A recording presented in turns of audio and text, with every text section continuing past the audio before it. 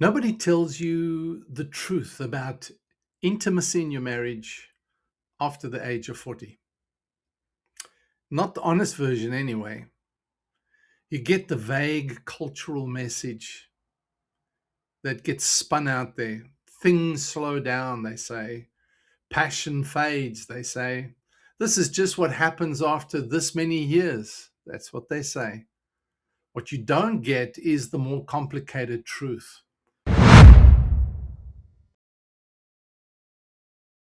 Intimacy after 40 can be richer, can be more real than anything you had when you were 25. But it does require a special and different approach, a more intentional approach, one that has less to do with your chemistry or the chemistry and more to do with choice. Choice over chemistry. And couples who don't make the adjustment to have that intentional approach, who keep waiting for the spark to strike the way it used to, just often keep waiting. And what happens? The distance grows. The physical side of the marriage gets more and more quiet, more passive. And after a while, both both in the marriage relationship stop expecting anything.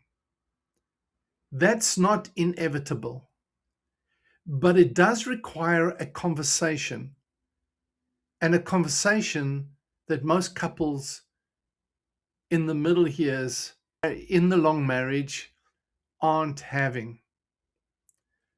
I'm Coach Shaun, and this is week 15 of the marriage we're building now. We're looking at book 2, deepening. In the Song of Solomon, chapter 1, verse 2, it says, "Let him kiss me with the kisses of his mouth, for your love is better than wine." The Bible doesn't shy away from physical desire in marriage, not at all. It celebrates it. This verse is unambiguous. Desire between husband and wife is honored and celebrated, not just tolerated, not just permitted, but honored and celebrated. So if the physical side of your marriage has got quiet and passive, this is important, not just relationally, but spiritually as well. And it's worth us addressing it directly. Let's talk about this. Let's talk about it openly, because most content about long-term marriages dances around this issue. Physical intimacy is vitally important, not just as a nice bonus on top of your emotional connection, but as a real and necessary part of a healthy marriage relationship. It's one of the primary ways that married couples say to each other, "I choose you. I'm still here. You're still important to me. I want to be part of you." When it disappears, not just gets quiet, but fully goes away for months or years, something very significant has been lost in your relationship. Even if neither person can quite name it or put their finger on it. But physical intimacy after 40 doesn't work the way it did at 25. And this is important to realize. Many times we longing for that romantic, physical, sexual relationship we had when we were in our 20s or even 30s. But our bodies change. The hormones shift. Self-consciousness grows. Energy is shorter supply. Have you noticed how, well, definitely when you're in your 60s, 9 o'clock is the new 12 o'clock, it's like, this is it. By the time 9:30 comes, okay, I'm over my bedtime. And years of accumulated distance, emotional distance, unspoken resentment, the general numbing that comes from treating each other like roommates make vulnerability harder. So if you're wondering why the physical side of the marriage has got quiet, that's usually where we start looking first. Not at the desire, but at the distance. In a long marriage, physical closeness follows emotional closeness, not the other way around. You can't separate them the way you maybe could early on when chemistry was doing a lot of the heavy lifting in your marriage. In the middle years, if the emotional connection is thin, if there's unresolved tension, if there's distance in your relationship, things that haven't been cleared up, things that haven't been said, physical vulnerability becomes even more difficult. Because being physically vulnerable requires feeling safe. And feeling safe requires the kind of emotional closeness that takes work to build and work to maintain.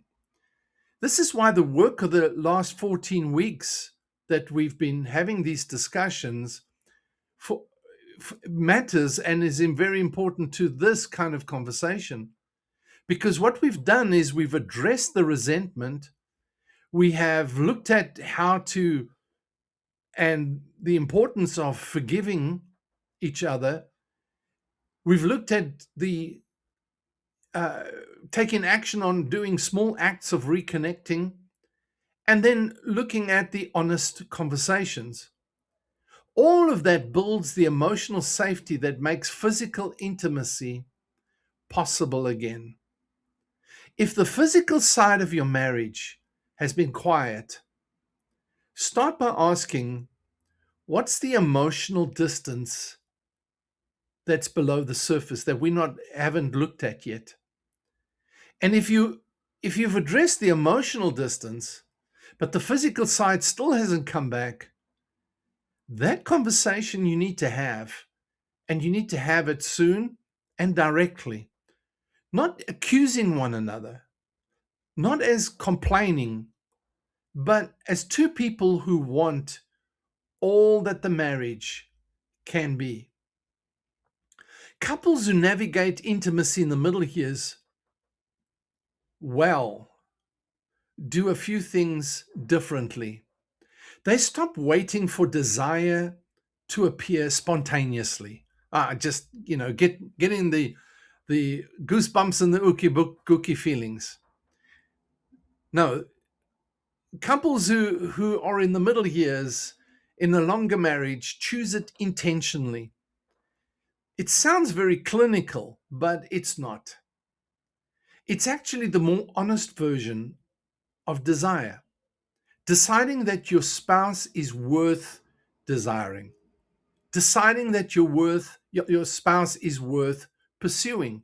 Even when life is busy and you're tired and it would be easier just to forget about it. Good couples who know how to do this stay physically close in small ways.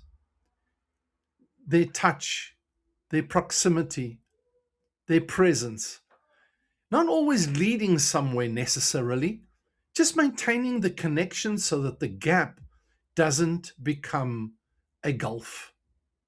And they talk about these things, even when it's awkward, even when it's uncomfortable, because the conversation that doesn't happen becomes the distance that grows. So here's this week's practice, and do it in order because it really is important. Before any conversation about the physical side of your marriage this week, each of you write down two things separately.